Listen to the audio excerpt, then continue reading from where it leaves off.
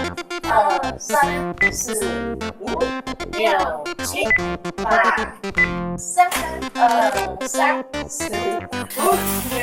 6。同样的事一直重複做，身體會產生記憶，成為習慣哦。7、8，我要爬快步梯耶！林先生，因為你的右手受到機器重壓，狀況比較危險，小心一點啊！沒有辦法完全復原。先生，你